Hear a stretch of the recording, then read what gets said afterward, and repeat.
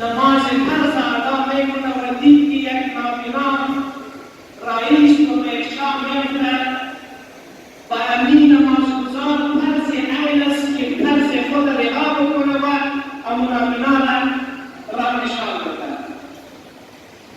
در وضعیت دینی و ما فرض عین است که ما مردم خود و راه راست بسیج بکنیم. همین راه که آل ما روان است که به ترکستان و الله کعبه.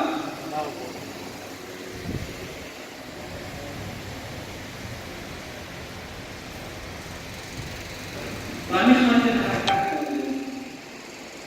این خداوند بخواد تا مزارشی و جور و سلامت بسازیم.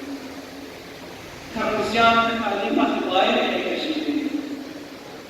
یک 4-5 مریض شدید خواهر قربانی میکنیم.